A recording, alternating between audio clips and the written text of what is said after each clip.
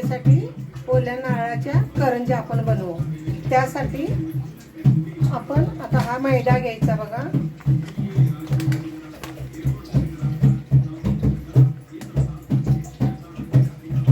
हा 1 कप,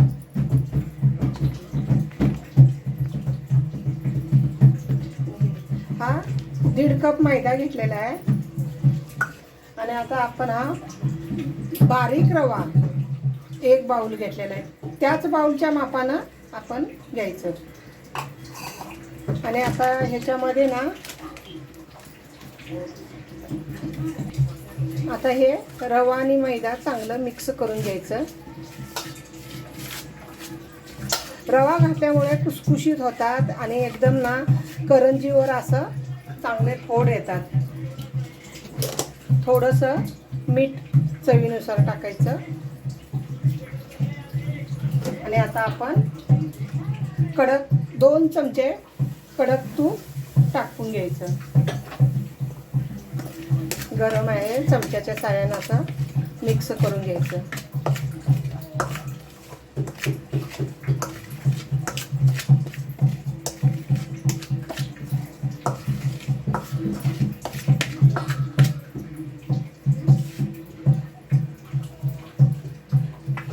कडक तूप घातल्यामुळे करंजी ना एकदम खुसखुशीत होते। आणि असं सगळं चोळून मिक्स करून घ्यायचं। हे बघा कशी मूठ दाबते बघा।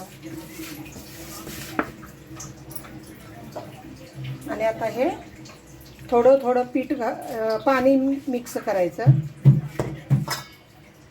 आणि घटसर गोळा मळून घ्यायचा।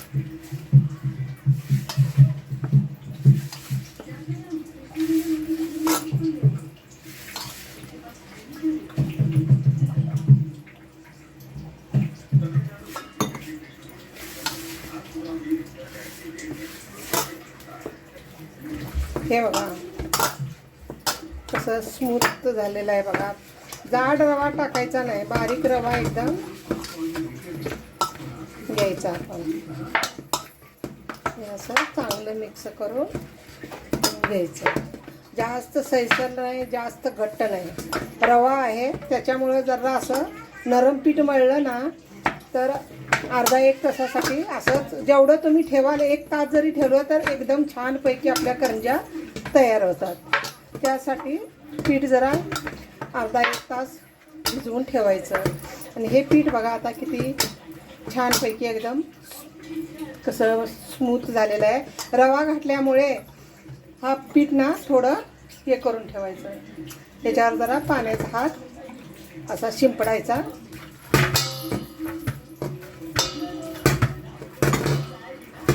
आता रवा खुलेल ना तसा अजून घट्ट पीठ होऊ शकतं।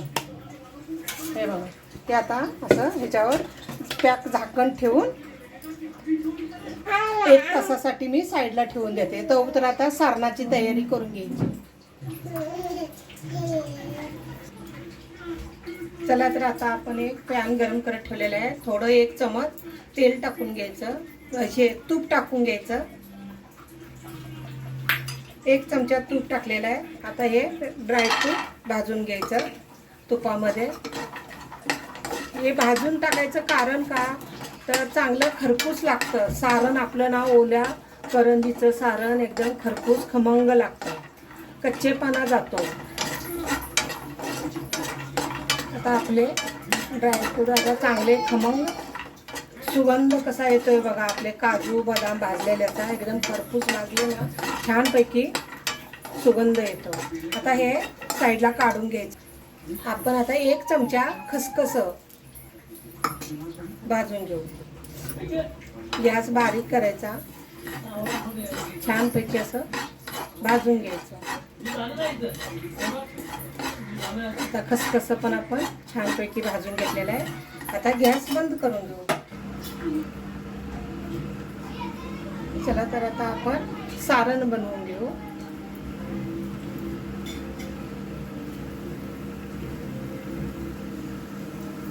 मी हा एक मोठ्या साईजचा नारळ किसून घेतलेला आहे।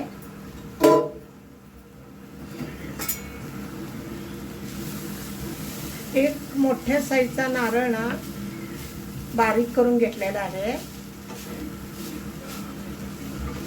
हे असं ना कच्चा पाना जाईस्तोवर ना असा मंद आचेवर खोबरं जरा सुकं करून घ्यायचं. ह्याच्यामध्ये 1 चमचा तूप टाकून घ्यायचं. हे बघा.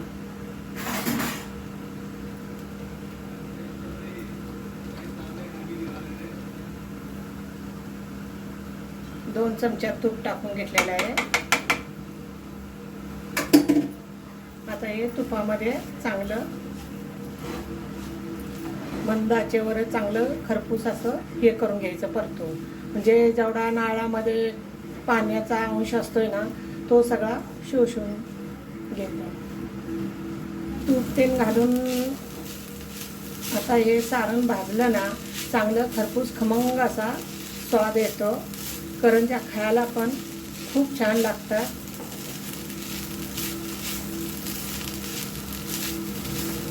आता ह्याच्यामध्ये हे बघा गूळ आपल्याला जितपत मी गूळ ना थोडाच घेतलेला आहे. 100 ग्रॅम साखर 50 ग्रॅम घेतलेली आहे. दोन्ही मिक्स असं घातलं ना आपलं हे करंजीचं सारण ना खूप छान होतं.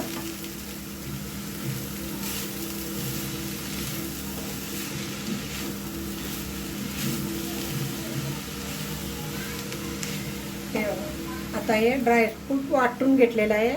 बदाम, काजूचे गर आणि खसखस भाजून मिक्सरला बारीक करून घेतलंय. हे पण आता टाकून घ्यायचं याच्यामध्ये. जास्त बारीक करायचं नाही, जाडसर असं गरबे गरबे हे करून घ्यायचे.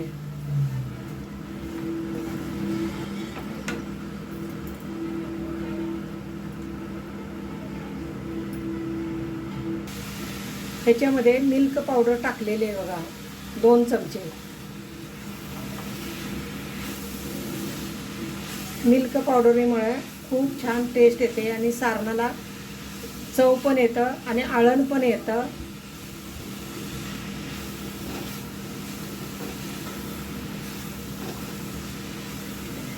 आणि किंचित ना 1 चिमटभर मीठ टाकायचं. नॉर्मल उगाच गोडीचा कुठलाही पदार्थ असला की त्याच्यात मीठ टाकलं ना अजून जास्त टेस्ट येते, म्हणून मीठ घ्यायचं. आणि हे करंज्या ओल्या नारळाच्या या माझ्या आईकडून मी शिकलेली आहे. माझी आई पण अशीच बनवायची. ते बघा किती छान झाले बघा. तुम्ही पण माझ्या पद्धतीनं या पद्धतीनं करून बघा, खूप छान टेस्टी लागतात. आणि आता ते जायफळ पूड लास्टला जायफळ पूड बारीक करून हे वेलची पावडर लास्टला हे घालून घ्यायची. म्हणजे त्याचा स्वाद निघून जाणार नाही याची काळजी घ्यायची.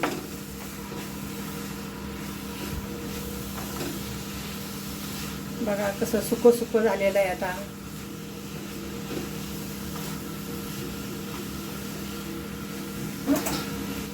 थोडं जायफळाचा पण स्वाद छान येतो म्हणून जायफळ थोडंसं टाकायचं. 4-5 येडा असं हे करून बस. या पद्धतीनं जायफळ पण थोडंच टाकायचं. आपण वेलची पावडर पण टाकलेली आहे, दूध पावडर, ड्रायफ्रूटचे बारीक करून टाकलेलं आहे. त्याच्यामुळे एकदम छानपैकी स्वाद येतो. मिल्क पावडरीमुळे बघा किती आपलं सारण किती छान झालेलं आहे.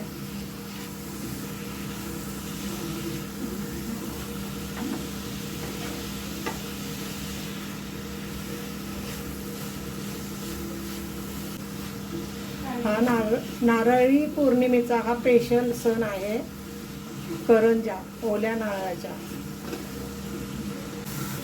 हे बघा आता कसं माझं सारण तयार झालेलं आहे. कसं सुटसुटीत झालेलं आहे बघा, चिकट नाही काही नाही. त्या पद्धतीनं तुम्ही पण असं सारण बनवा. आता मी गॅस बंद करते. आता बघा मी करंजीसाठी साठा तयार करून घेते. याच्यामध्ये तूप टाकून घ्यायचं. तूप जरी वापरलं तरी चालतं, तेल वापरलं तरी चालतं, असं काय नाही. पिठामध्ये तूप घेतलंय मी. आता हे आपल्याला लागल तसं तूप घ्यायचं, एकदमच घ्यायचं नाही, जास्त पातळ पण करायचं नाही.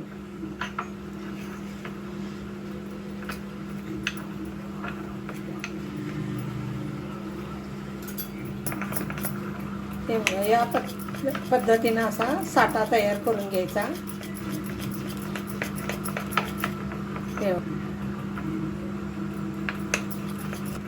हे बघा, करंजीचं पीठ मी 1 तासासाठी भिजवून ठेवलं होतं. हे बघा किती छान झालेलं आहे, लुसलुशीत एकदम. असं ना चांगलं मरदून घ्यायचं. नाहीतर तुमच्याकडं खलबत्याचा जर हे असला ना, त्यानं चांगलं चिचून घ्यायचं. मला ते चिचण्याची काय आवश्यकता नाही आहे. मी आता हे असंच पोळपट घेतलेलं आहे. त्या पोळपटावर ना असं चांगलं मळून घ्यायचं. आता ह्याच्या मी 4 अशा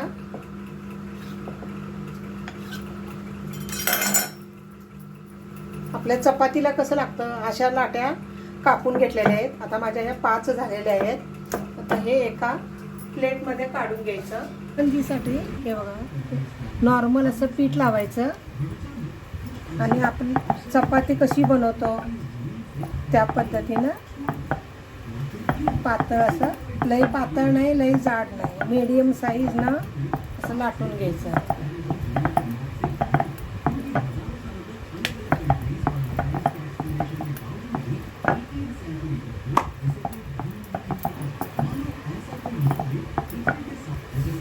हे बघा, या पद्धतीनं सर्व लाट्या हे करून घ्यायची. आणि आता ही एक मी हे केलेली आहे. असा हा साठा पूर्ण पोळीला लावून घ्यायचा.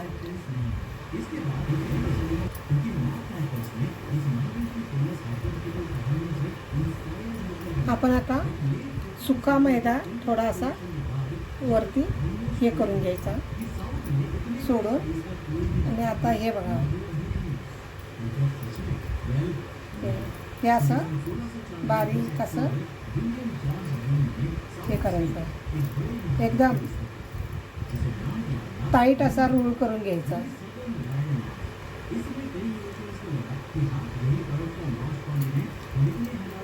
ह्याच्यात हवा नाही, बबल्स नाही राहिलं पाहिजे, एकदम असं.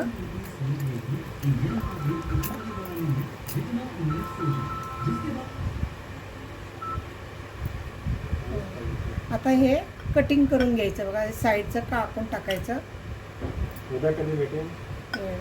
या साईजनं तुम्हाला किती जाडी पाहिजे या साईडनं कापून घ्यायचं.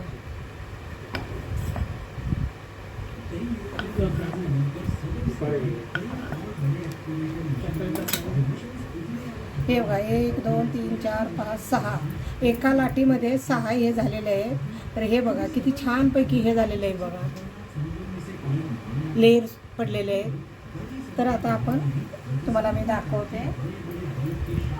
हे बघा, हे असं आहे ना, तर हे असं ह्याच्यावर असं ठेवून असं दाबून घ्यायचं.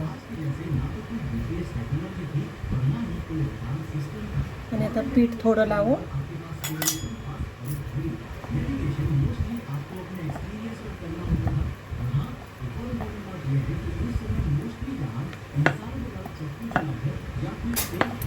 आपण आता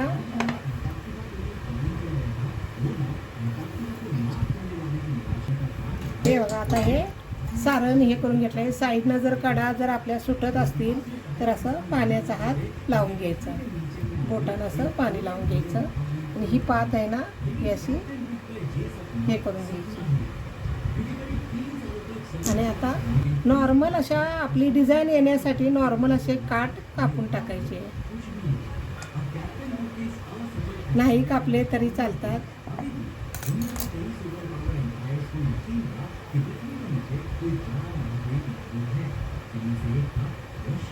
हे बघा, किती छान झाले. आता याच पद्धतीनं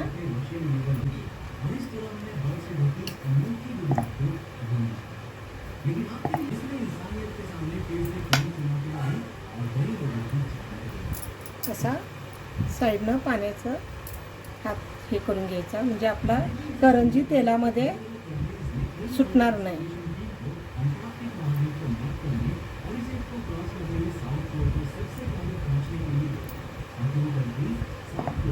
साईडनं कडा जाम अशा दाबून घ्यायच्या.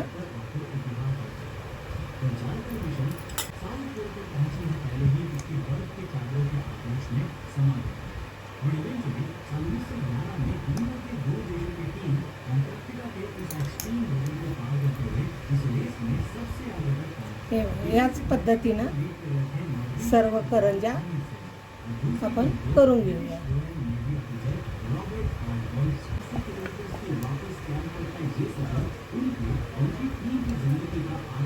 हा बघा साचा आहे.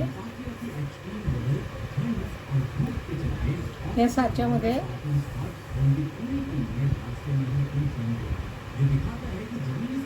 असं ठेवून घ्यायचं आणि आपल्याला लागल तेवढं सारण भरून घ्यायचं. असं साईडनं पाण्याचा जरा हात लावून घ्यायचा.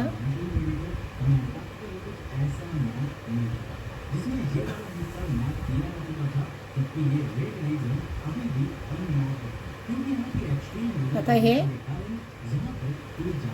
पलटी करून घ्यायचं.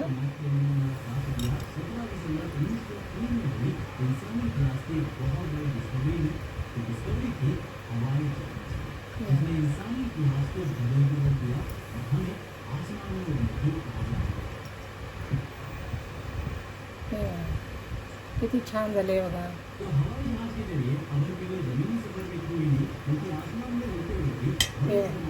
वरती साच्याला बघा ह्या डिझाईन आहे ना करंजीला, ह्या बघा डिझाईन कशा येतात छानपैकी. साच्यान हवे असल्या तर साच्यान पण खूप छान होतात. आणि आता अशाच आपण सर्व करंज्या करून घेऊ. आता कढई तापत ठेवलेली आहे. आता तेल ओतून घेऊ तळण्यासाठी.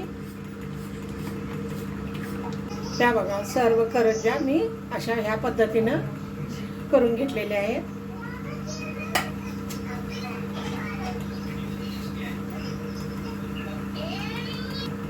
चला तर आता आपलं तेल गरम झालेलं आहे.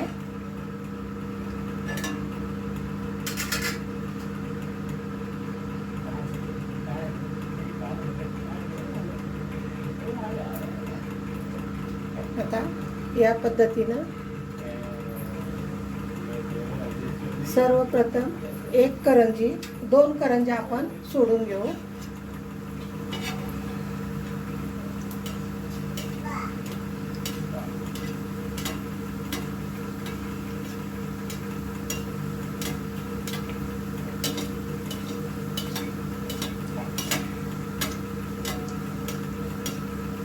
तेल असं वरनं गरम तेल असं म्हणजे दोन्ही बाजूंना चांगलं खरपूस असं तळून हे होतं.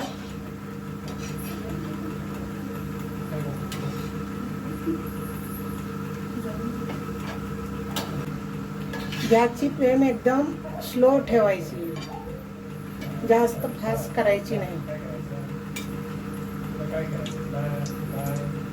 फ्राय करून घ्यायच्या. पहिल्यांदा मी 2च टाकलेले आहेत. करंज्या ना 4 दिवस अशा हवाबंद डब्यामध्ये ठेवल्या तरी खूप छान राहतात, खराब नाही होऊ शकत. बबल्स यायचं कमी झालेले आहे, म्हणजे आपल्या करंज्यांना व्यवस्थित फ्राय झालेले आहे. बघा कसा आवाज येतोय, खळ खळ खळ.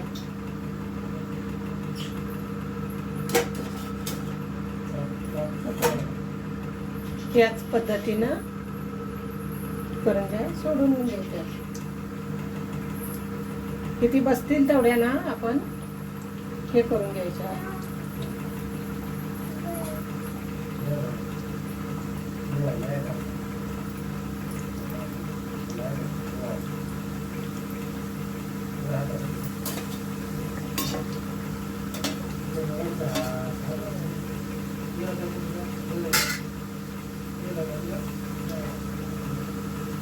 असं करंजी आहे ना तेल सोडायचं आहे, म्हणजे दोन्ही बाजूंना एकदम छानपैकी खरपूस अशा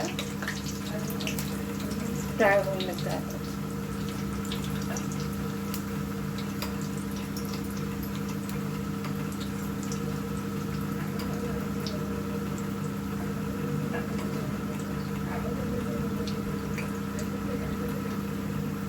आता आपण परतून घेऊ.